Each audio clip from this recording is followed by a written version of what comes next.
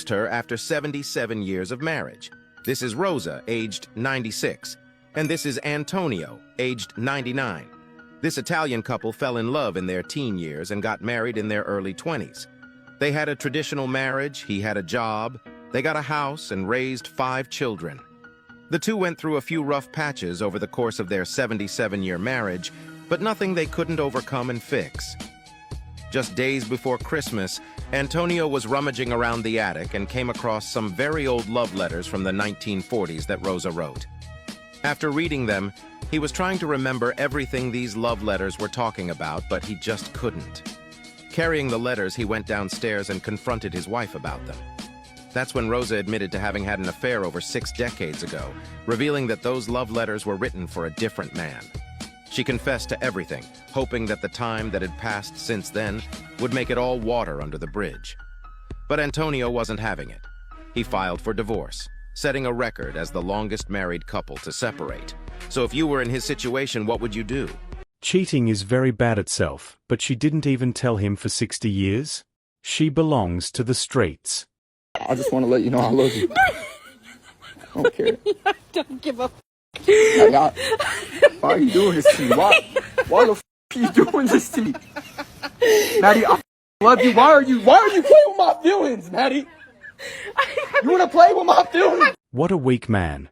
He cheats on her and gets upset because she's laughing. He doesn't love her if he cheated. Cheating woman shows you every red flag from day one.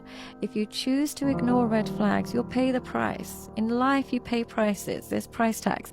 Now, everybody shows you that the cheaters show you they're going to be a cheat. And how they show it is very simple. Their values. Maybe they'll show you that they've done it in the past. Maybe they show you that they are not so traditional. Maybe they show you that they don't believe in monogamy. Maybe they're addicted to pornography. Cheaters show you their past. They show you everything. Now, if you don't want to get cheated on, you either choose that cheater but know what the score is, and then you don't get hurt, or you know what's going to happen. But ignoring red flags is always going to land you in that position. My wife made a simple mistake that showed me she is cheating. I ordered 3 mini Wi-Fi spy cameras and installed them around the house. I was watching every move she made when I wasn't around. I told her I had to go back to Dallas on Friday and asked if she would be okay. She said yes, that she would sleep early because she needed it. On Friday, I told her my flight was around 1 p.m. and that I would leave from my office. She kissed me goodbye. I didn't want to do anything stupid. She wasn't worth it. I just wanted proof. I sat in my office watching all the cameras on my phone. Nothing happened. Around 9 p.m., a BMW stopped by the garage door. Who is that son of a bitch? I couldn't watch what they were doing, but I recorded it. I will not go to prison for them. I built my company and my financial for 10 years. The next day, I transferred my business to my father on paper and transferred the money from my bank account to his. She is not getting anything out of this marriage.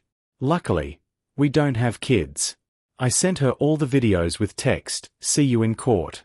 She tried to apologize and explain, but I didn't want to listen. It's over. See you in court, whore. I guess you can't trust anybody. Smart of him to give his money and company to his dad. Now the cheater is left with nothing. This next one goes on for 6 minutes. Skip to 10:36 if you don't have the attention span and just want the summary. I cheated on my husband of 14 years and lost him forever.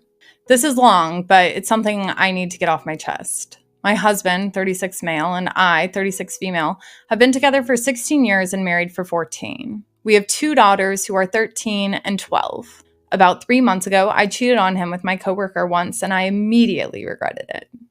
To be honest, I still haven't figured out the real reason why I cheated. On the surface, the reason would be that my husband was too caught up with work for a couple of months, and I felt neglected and unappreciated at times.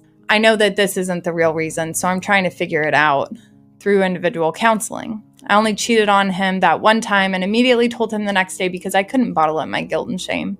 He was shocked at first, but then went on to call me the most horrid names. I deserved it. I deserved it a lot more than that. I don't even know how it got to the point of me sleeping with my coworker. It started with innocent flirting, and before I knew it, I made the worst mistake of my life by sleeping with him. I wish I'd gotten hit by a car the day before sleeping with him. I cut off all contact with my coworker and gave up my phone to my husband. I wanted to reassure him that I was willing to make this work on his terms, whatever they were, as long as he would give me another chance. Even though in my heart I knew that I wanted another chance to prove myself, I told him that I would understand if he went through with a divorce. Anyways, I told my husband that I would do anything to regain his trust and express my sorrow and regret for having hurt him so much. My husband has always been the type of guy to give a person only one chance. Even in his friendships, if the trust had been broken, he wouldn't give the other person another chance. He said that he wanted a divorce, but then the whole quarantine thing happened and he stayed in the house for about 2 months and didn't proceed with the divorce. For the first month, he treated me very coldly, and the only time we talked was when it had to do with our daughters. I slept on the couch and tried to give him as much space as he needed, and only reminded him from time to time that if he ever wanted to work things out, I'd be more than willing to,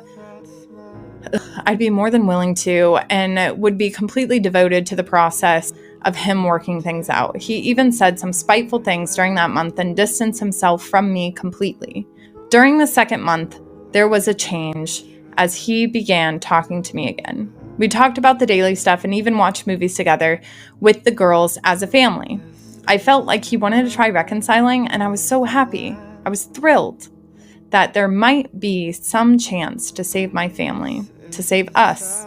Eventually, through the next couple of days, I could sense us becoming friends all over again. He even invited me to sleep on the bed again. Oh, Jesus Christ. A betrayed spouse sent this story to me and told me that it was a proper atonement. Okay, so bear with me. Bear with me. A couple of weeks passed by, and we were getting along even better than ever. We were spending time as a family again and had gotten closer with each other as well. I felt really good about the way things were going, but I wish I'd suggested marriage counseling. I just didn't want to pressure him and have him think that I wanted to sweep this situation under the rug, or I was trying to influence him to not divorce me. One night, we were drinking a bit, just talking in the bedroom, and I felt a genuine connection rebuilding. It felt like we were falling for each other all over again, and it made me so happy. This is the part I regret now. I decided to make a move on him and straddled him while we were laughing at a joke. We looked each other in the eyes so naturally. I began making out with him. It honestly felt like we were 20 all over again. He kissed me back as well, but after a while, he just started crying. He told me to stop and said that he couldn't. I felt so awful because I felt like he wanted to, but didn't at the same time. It broke my heart directly to see how badly my stupid decision had hurt him. I told him that I was sorry and we went to sleep. The reason I say I regret doing this is because I feel like this moment pushed him away forever. 2 days later, he informed me that he wanted to go through with the divorce. He said that he just doesn't think he could make it work even after trying for the last 2 months. I wanted to fight with him about it, but I just told him I understood. We had already decided before that if a divorce was to happen, it would be on fair terms. Sure, we'd both have lawyers and we'd agree on a lot of stuff together. He wanted to take a 2-week trip, but he would come back to pick up the girls after his trip. We both mutually agreed that he'd split the time with his girls after his trip. They would spend half of the week with him and the other half with me. I even helped him pack up his stuff, and we finished. I just bawled my eyes out, and we hugged it out.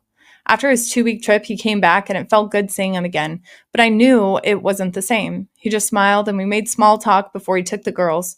We're both really good parents and want the best for our kids. Today, I got served divorce papers. It hurts so much to know that I lost my best friend because I was stupid. You were starved for attention, okay? Not stupid. Sometimes I roll over to his side of the bed in the morning and I hate how I don't feel his body there anymore. I miss his smell, his smile, his voice.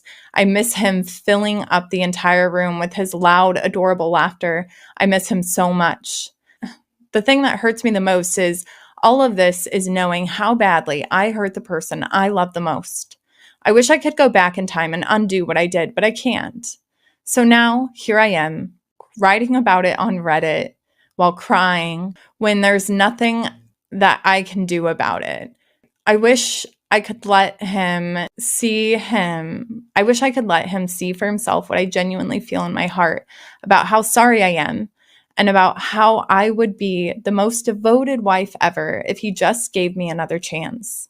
To let him know how much I love him and that I literally would do anything for him. I fucked up the most perfect thing that ever happened to me. I wish I could get him back but I know that I lost him for good. To summarize, she cheated on her husband with her coworker. She feels like she was neglected because he was working but doesn't know the real reason she did it. He was so hurt by it that he stopped talking to her for a month, and after making up and kissing each other, he started crying and said he wanted to divorce her.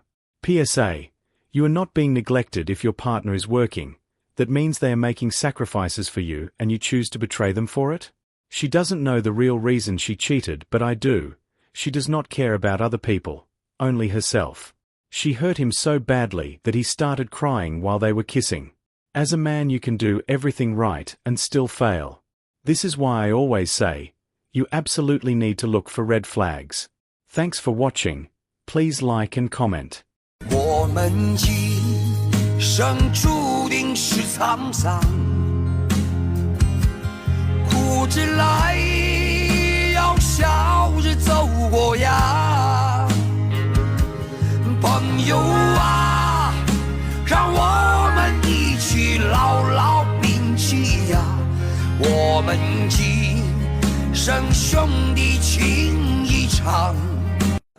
我们今所注定是沧桑，望着来有笑的走位呀，朋友啊，那我们一起牢牢一起呀，我们今生上的情一场。谢谢。再来一个。